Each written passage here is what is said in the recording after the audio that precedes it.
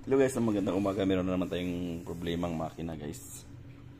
So, ito yung issue nito. So, sabi ng user meron siyang error to. So, ang alam ko kasi guys sa striker na L9000 na model, pag error to and is usually ano na yan guys, yung pinaka ano niya, lamp na reach niya na yung time o may sira na yung lamp niya. So, tingnan natin on. So, wala siyang, hindi mag-uon yan kasi wala tayong scope ay yung fiber. So lagyan natin ng fiber. Ano yung fiber?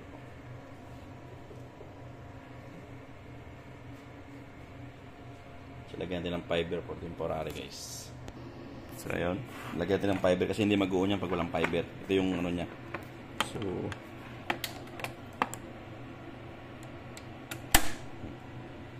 yan, sa atin i-on. Yan. Yan yung error na guys. E2. So yung E2 na yan, ayan yung error niya is yung LED niya guys, yung RGB niya. Kasi ito guys, ito ay LED na, ayan, LED light source pa, hindi na to siya yung ano, yung halogen lamp o yung xenon. So ito guys is medyo matagal-tagal na rin namin ito na ano.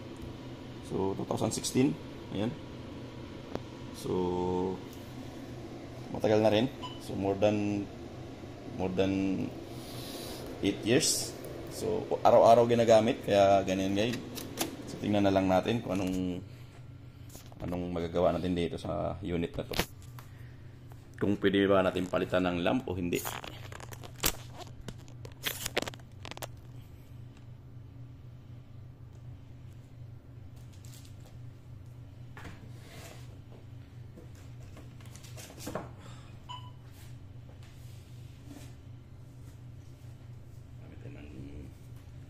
Gagamit tayo ng gloves guys para shade.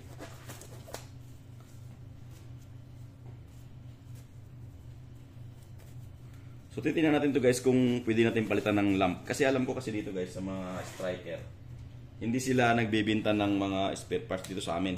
So ang ginagawa nila, kinukuha nila yung unit pag under warranty. Pero pag hindi wala sa under warranty, ayaw na nilang gawin. So no choice tayo kundi ito guys, hindi pa nga na-void pa nga yung warranty, hindi pa nabubuksan yung warranty niya. So ngayon pa lang sa nabubuksan.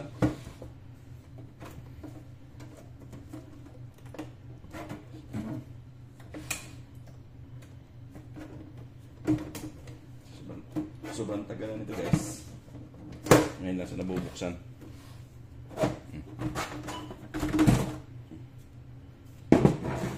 So ayan yung tsura niya. So kita mo naman. So simple lang yung ano niya, pero yung ilaw niya dito. So pwede natin tanggalin yung mainboard niya.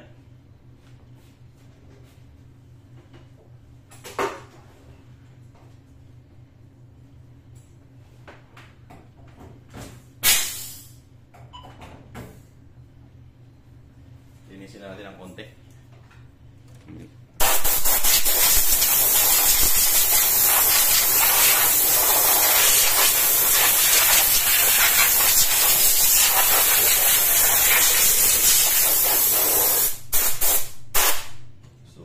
Dumi-dumi na rin guys.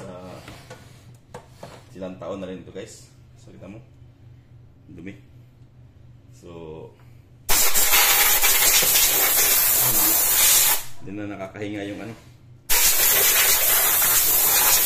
yung cooling niya. Siguro kaya nasira yung lamp.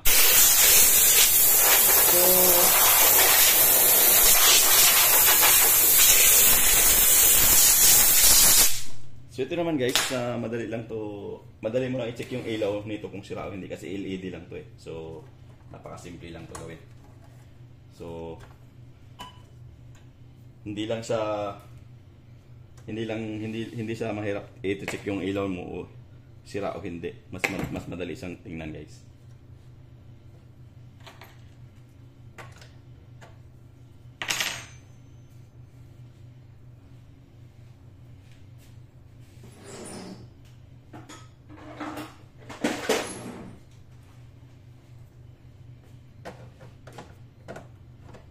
So tatanggalin natin yung board para malaman natin. Para ma-check din natin yung ilaw.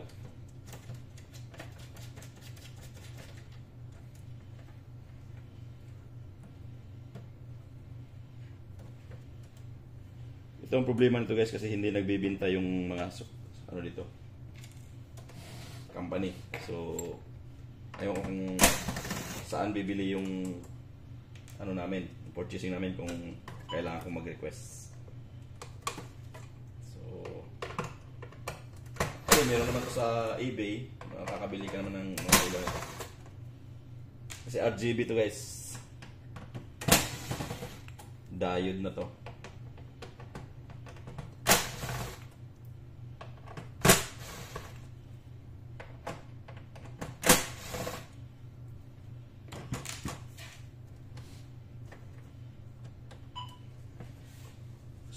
Natin. So, meron siyang connector dito. Ito. So, naka ano lang to.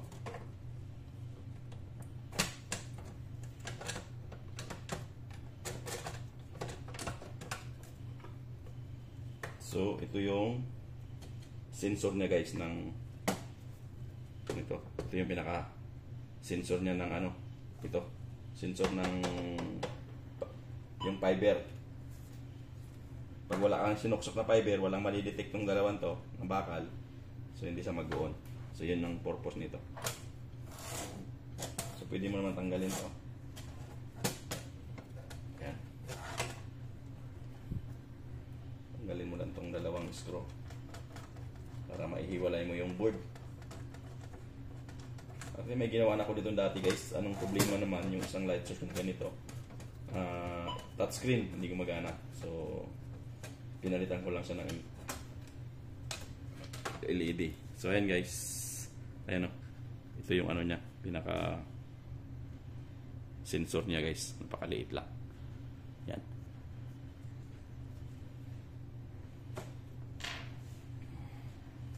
So kung makita mo guys, ito yung ano niya.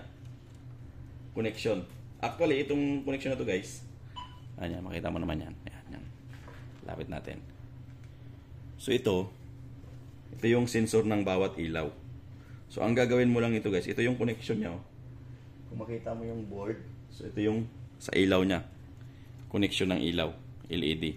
RGB, red, green, blue. So ito yon.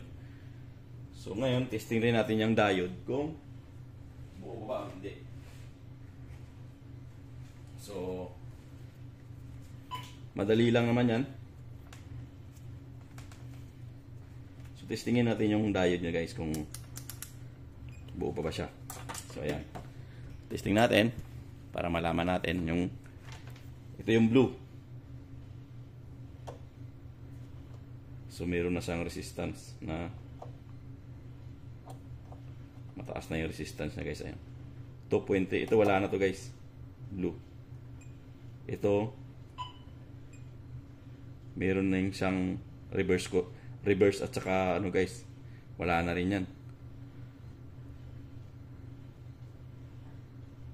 So ayan guys, ito medyo umiilaw-ilaw pa tong isa. Ito ang problema ito guys, oh, high resistance na siya. 2.23 dapat yan 0.5 eh. Yan, ito nga may reverse at saka ano naman siya. So sira na yung ano niya guys LED. So, yun ang problema niya. Yung pinaka LED niya. Ngayon, ang problema nito guys, mayroon ba tayong nabibili? So, magtanggal tayo ng isang LED para makita natin kung ano ba talaga ang itsura niya. So, alam naman pag LED, parang kung nakita mo yung mga ilaw sa mga plus light, ganun lang dito guys, parang ganito lang din to.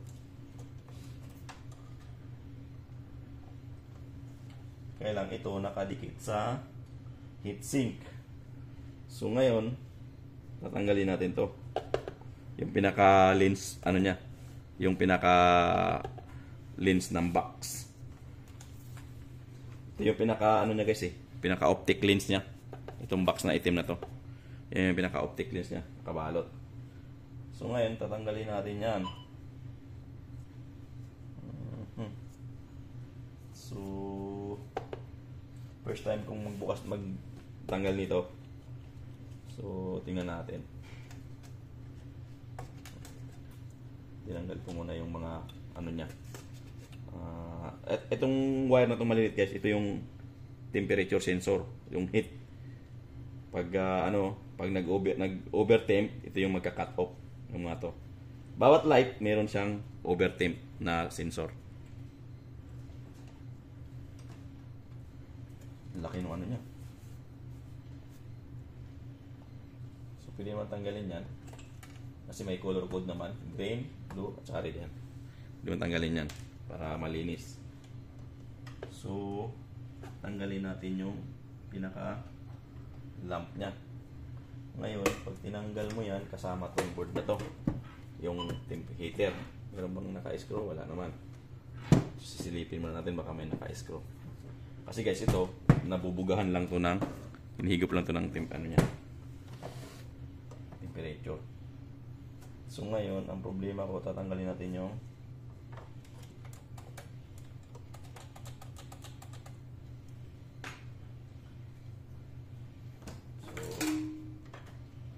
sinukso ko to. Yan. Ganun lang siya. Release. So ngayon, ang gagawin ko is tatanggalin ko tong buo. Ito. Tanggalin din yung buong module, guys. So hihilahin ko to. Itong buong to. Tatanggalin ko lang dito siya. Pero dapat ito matanggal ko rin to. Madali lang matanggalin guys.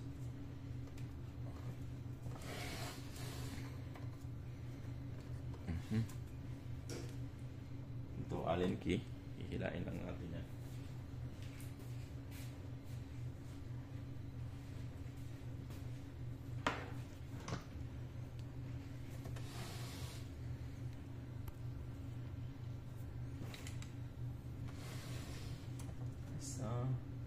Bali, 4 ang tatanggalin natin guys, kasama na to. So, tapos ito kailangan matanggal natin to, itong connection na to, kasi nandito yung pinaka-optical lens nya. Para matanggal natin yung tatlong LED. So, yung tatlong LED guys is sira na. So, naka-diode ako. So, ayan. Ayan. 2.3 meg. Okay. Ito naman, meron naman siyang resistant kabilaan. Ito 1.3, 1.6. Mayroon na rin siyang kabilaan na resistance. So tatanggalin natin ngayon. Bago natin tanggalin yan guys, tanggalin muna natin to, kasi pag tinanggal mo na to, kailangan matanggal na rin to, yung pinaka-guide nya. So bago natin tanggalin yan, tanggalin yung ating allen key. Ito, tanggalin muna natin to.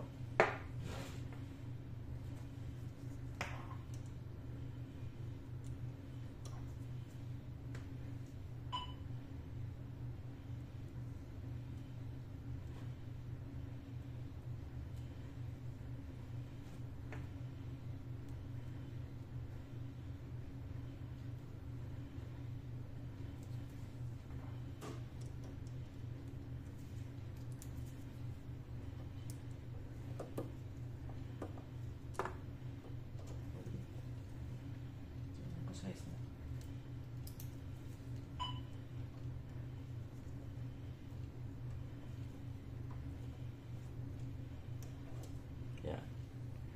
So ito yun guys. So may guide siya. Sa side lang. Tapos ito guys, tatanggalin natin ito na to. Ang problema ko, so tatanggalin.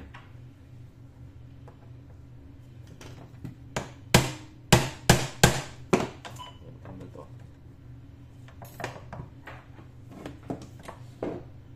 Alam ko matanggal to eh. Ito. itong side na to. Problema, wala akong pananggal. Wala akong pangtanggal yan. So tayo ko muna itong tanggalin itong cover niya sa front panel.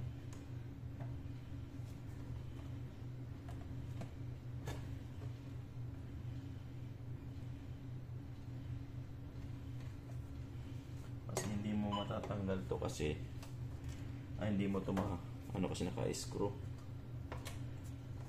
Ayan guys, oh. Hindi mo siya hindi mo mahihila yan. Kasi nga ito. Ayan. Okay. Tanggal pala. Ayan yan. So ayan, dumi-dumi.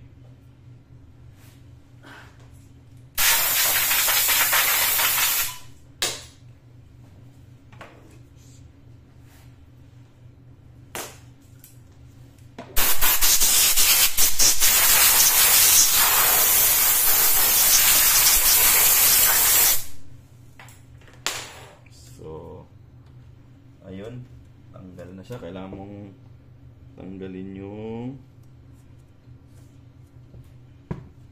dito. Paano ba tanggalin yan?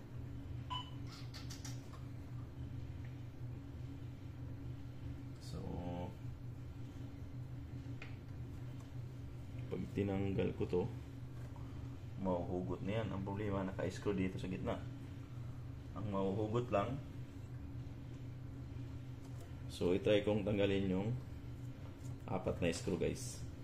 Kung kaya na ba siyang hugutin. Kaya lang, hindi mo pa rin siya mahugot dahil pag tinanggal mo tong 4 na to, hindi mo pa rin siya matanggal. Mahila. Kasi nakasuksok yung ito.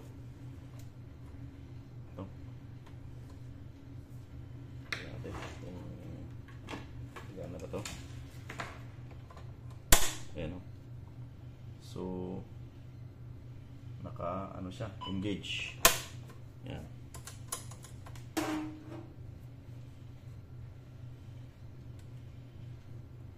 Isa naka-lock.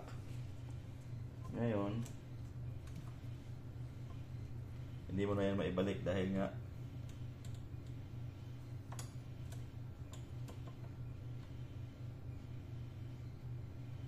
pag tinanggal ko tong 4, mahihila kaya.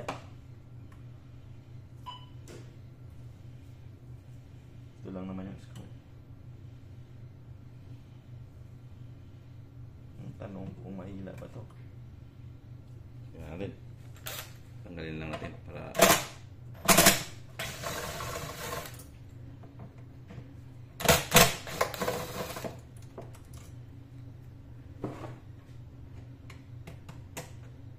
so, tanggalin lang natin to guys.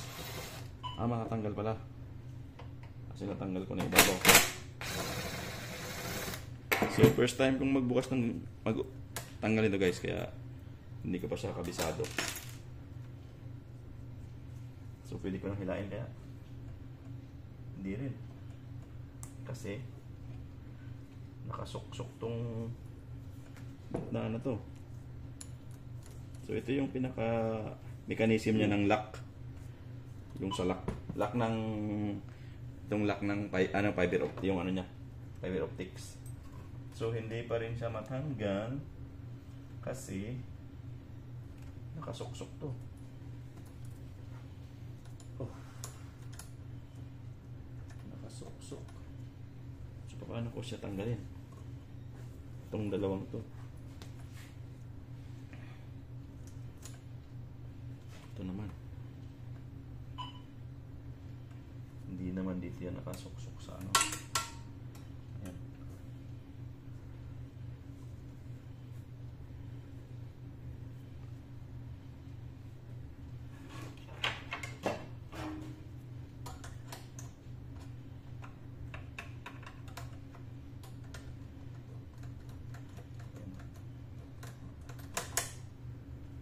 Ito ang naka-screw. Tanggalin ko na lang siya ng buo guys. So buo yung tanggalin ko, isama ko na tong buong to. So ganoon lang ang gawin natin.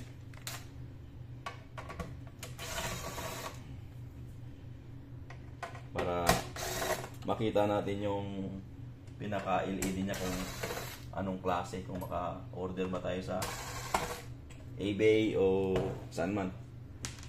So, tanggalan natin yung 4 na screw. Sa ilalim wala ba? Wala naman. So ito, tanggalin natin itong cover na to sa temperature na. Ito lang naman yun. Pinaka-bugahan niya. Ewan ko ba kung bakit ayaw mag-accept ng repair yung ano dito. Ng ano aming distributor dito.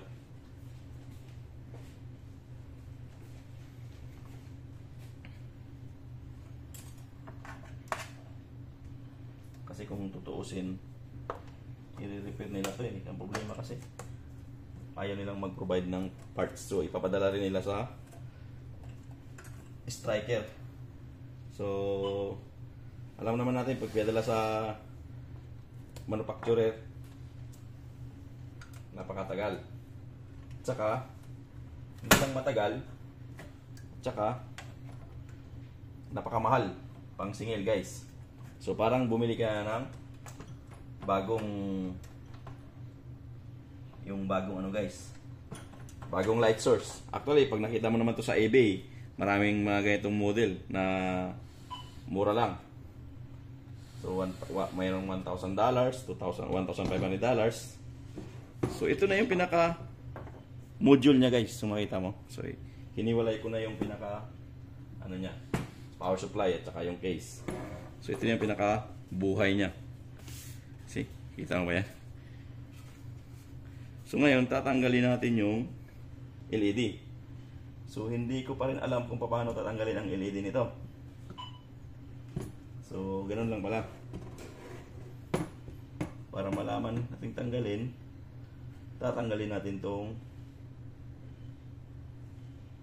cover na to. Ngayon, kung paano tatanggalin, 4 na screw. Tingnan natin para makita natin yung loob, guys. So total, sira naman na to. Wala tayong kakatakot masira kasi sira na. Sira na nga eh. So gawin na lang natin kung anong makakaya natin. So ganun lang naman sa bilang technician, guys. So bibili ng bago pag hindi na magagawa. So kasi nanghihinayang ko dito, guys, ay ano lang naman eh. Cold light kasi ito, guys, kasi LED. Hindi tulad ng mga halogen or xenon. Ano yun? High temp, mainit. At saka yung mga xenon at saka yung mga halogen lamp, 500 hours lang ang maximum ano nun, guys. Ito mga long life kasi itong mga LED. Pag once na nabasted na yung LED, yun, doon na tayo magpapalit. So para makita ko yung ano, titingnan ko muna kung ano yung klaseng LED niyan. So ingat lang tayo sa pagtatanggal. Ayan. Ayun. So ayan, guys. Pakita ko sa inyo ng focus para makita natin. Ayan, guys, oh. Nakita mo ba yung kulay ng ano, guys? Red, green, blue. Kaya RGB. So yung ilaw na to, ito yung green. Ayan. Ito yung green. Ito yung blue. Ito naman yung red. Ayan. So tapos dumaan lang sila ng optics. Ayan. Dumaan siya dito. Papasok sa ito nga, nagano lang, oh. So papasok siya ng fiber ano niya. Focusing sa lens niya. Ito yung focusing lens na eh. So bawat ilaw meron siyang meron siyang lens. Meron siyang focusing lens. Yan. So yun lang pala laman niya. So ayan, pag nakita mo yung ganyan. So yan lang pala yung ano niya, pinaka focusing lens. Ngayon Pag nagpalit tayo dito guys, ang gagalawin lang natin is yung ito. Ito lang ang gagalawin natin. Itong dalawang to. Itong tatlo nito. So try natin magtanggal tayo ng isa. Diyan. Yan. Try tayong magtanggal ng isang LED para makita natin kung ano bang klaseng LED ang ipapalit nito. Ito ba yung buo? O ito ba yung buong LED bang papalitan natin? O kasama yung pinaka-housing niya? O pwede naman tayo magpalit ng LED lang siguro guys. Ito lang siguro. Itong mga to lang. So kailangan natin tanggalin lang natin para makita natin. Para makapag-request tayo. Kung may mare-request. So tanggalin natin to. Para mahiwalay natin to. Tanggalin natin itong mga screw na to. 1, 2, 3, 4, 5, 6, 7, 8, 9, 10, 12. 12 screw guys. Ayan. Tanggalin natin yan. Para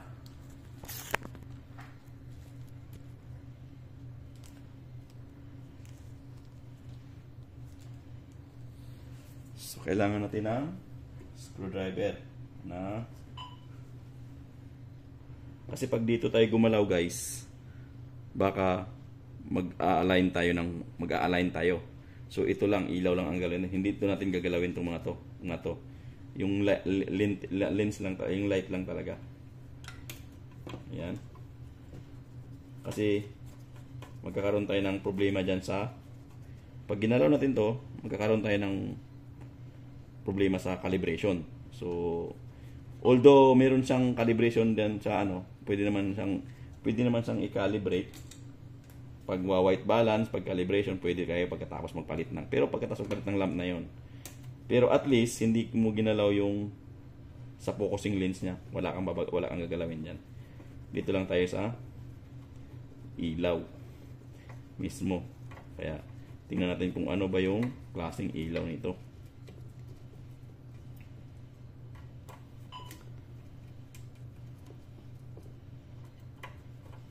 Kasi yung isang light source ko guys, yung sira din yung ilaw. Sira yung LCD. LCD lang yung ginala ko, yung panel lang mismo. Ito, iba na. Sira naman yung ilaw na talaga, E2. Kaya ito yung ano niya. Pero makita mo naman, pag sinukat mo yung LED niya guys, meron na siyang resistance na forward tsaka reverse. Dapat wala. At saka nag-high na rin siya. So hindi ko lang alam kung parang diode test lang din ba ang gagawin mo dito sa LED na. Pero alam ko kasi pag LED ganun din eh. Standard yun. Pag kahit anong LED, pag sinukat mo siya ng reverse forward, dapat pag reverse wala, forward meron.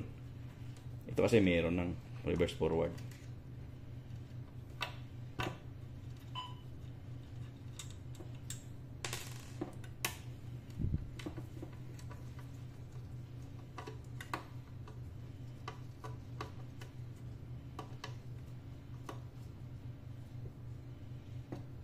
Pwede rin pala din natin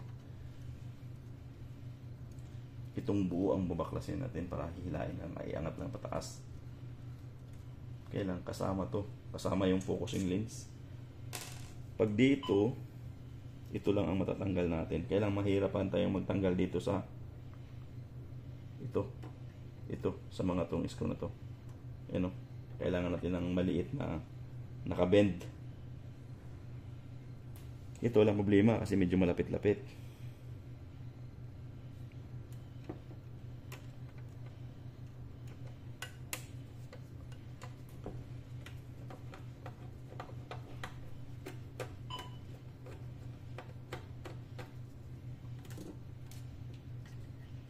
Ito medyo matatanggal mo. Ang problema ko ito, hindi siya mahugot yan. Kasi alam ko.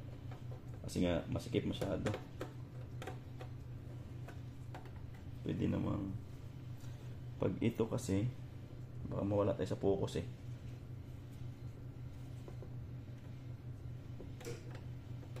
Mahirap mag-align yan. Basta guys, pagdating sa mga lens, napakahirap i-align yan guys pag nagkaroon ng problema.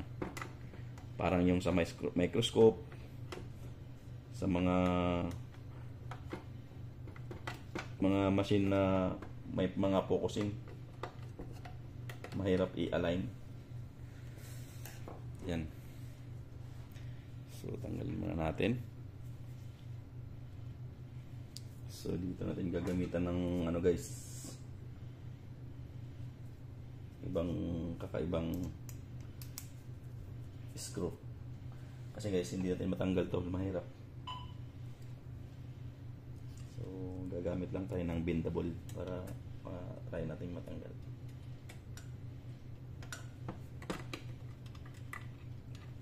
Pero ganun din, mahaba. Hindi man natin pwede to. Yung sa kabilang side, medyo mahirap to.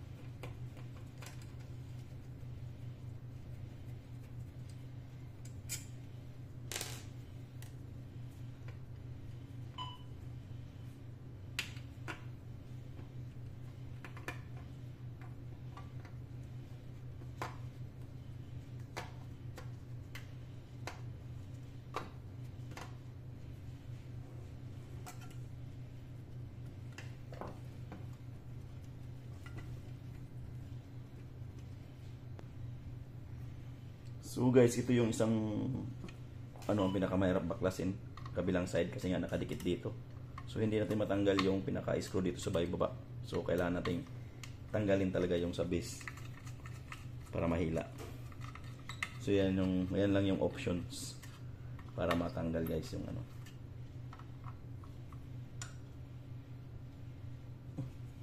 Ba't ang tigas naman niya? Ang tigas naman niya.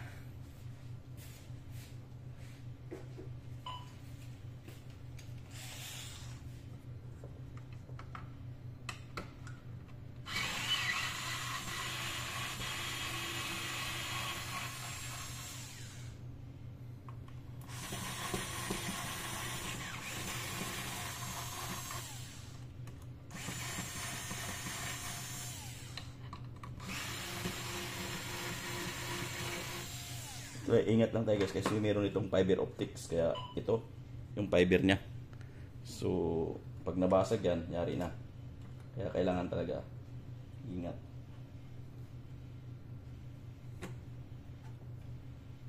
So kailangan nating tanggalin isa-isa yung screw.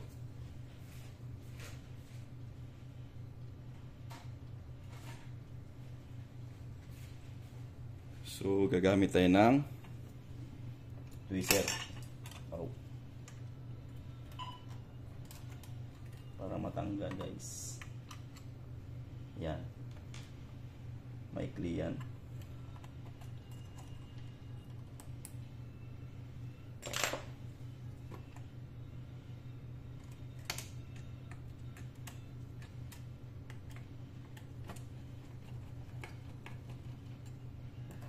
So yan guys, kita mo yung fiber na yan. Ayun o.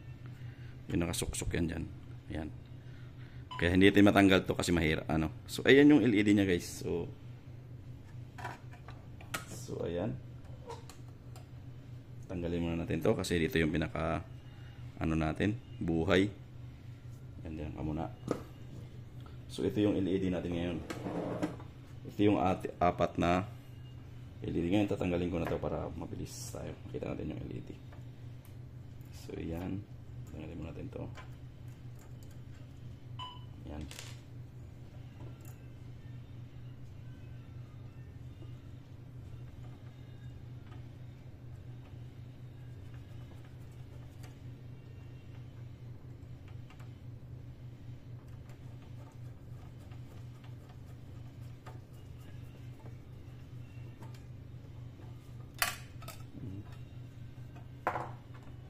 Ito yung isang screw na yan.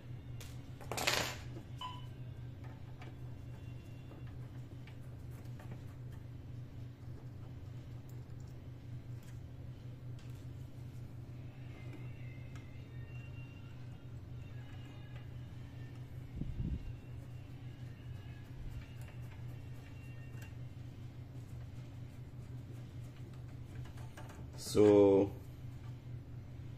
ayan guys, pag ayan, ay yung LED natin. Ayan. Yun, ito lang yung LED natin guys. So, yun. Ito pala yun. Ayan o. Ayan guys. So, ito yung pinaka-LED natin. Yan. Isa yung red. Ito green. Lagyan din ng marking para pag nakabili man tayo ng spare. So, yes. Pag nakabili man tayo ng spare, madali. Ito yung green. Ito yung red. Ito yung blue. So, ayan guys, oh. So, ito lang yung LED guys. So, meron lang siyang temperature. Kung makita mo dyan, ayan. Ito yung pinaka-LED niya. So, meron siyang part number. So, ayan guys, ito. Ito yung pinaka-LED natin. Ayan o. Ito yung blue. Walang ibang connection kundi lamp lang guys. At saka yung lamp niya. At saka yung sensor niya, temperature sensor. At saka isang cups doon, no. Merong maliit na cups. Cups ba yan?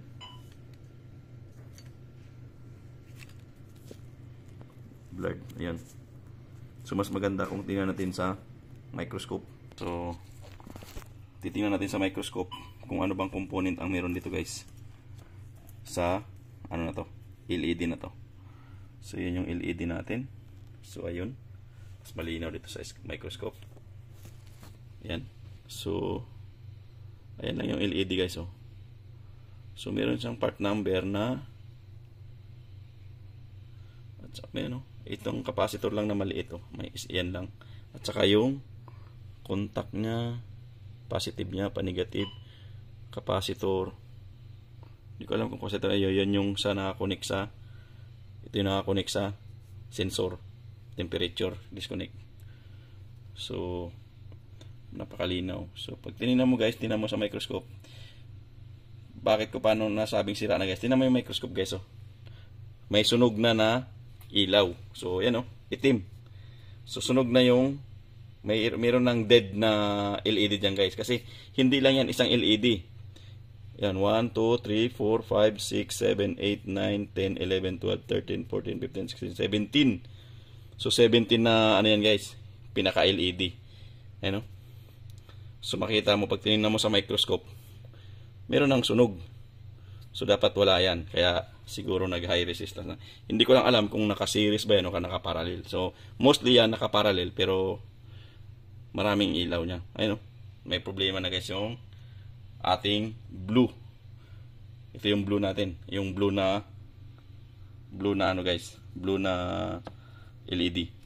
So, ganito lang yung ano niya. Ang part number niya guys is 0036888851. So, ayan o. 0036888851. Ito yan yung pinaka part number niya. Ayan o. May sunog na. Tatlo. So, sira na to guys talaga. So, ito guys. Ito yung red. So, titingnan natin sa microscope kung sunog ba siya. Pero, ito guys, iba naman yung kanyang, meron din guys, oh. Meron din siyang sunog, no? Ayan guys, oh. Sunog na rin siya. Yan yung lamp na yan, oh. So, sira na talaga yung lamp na yan. Ang code naman niya is 003718999. Ayan guys.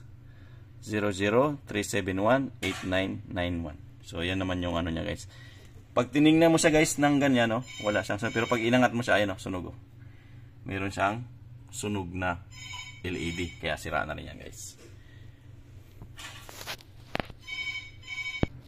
Sunod naman natin tingnan guys itong green. So ito yung green. Yan. Nakita yung green. So, tingnan natin doon sa microscope. So, para malaman natin kung talagang sira ba rin ba yung green. Ayun. Kita mo naman yung green guys, oh.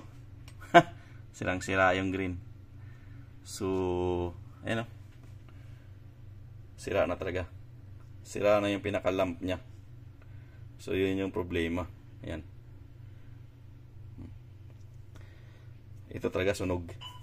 Yung isa, yung dalawa pa isa-isa lang. Ito talaga halos yung lahat na yan sunog na. Oh. Yung lamp niya. Yan. So, sira na talaga yung lamp guys. Kailangan talaga din palitan ng lamp. So, titingnan ko kung maka-order tayo ng lamp nito. So, iyon yung code naman niya is 110167402. Yan. Yan naman yung code niya guys. So, ang gagawin ko guys, so magpipicturean ko isa-isa dyan.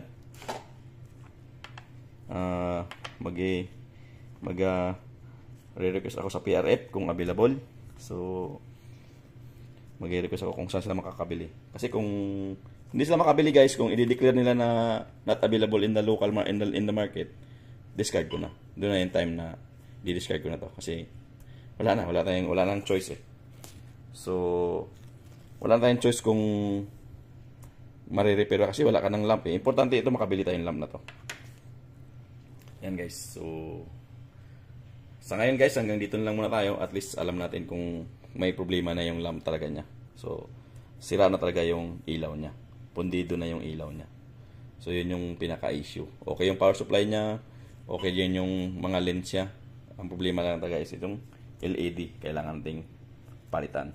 Yung RGB niyan. Tatlo.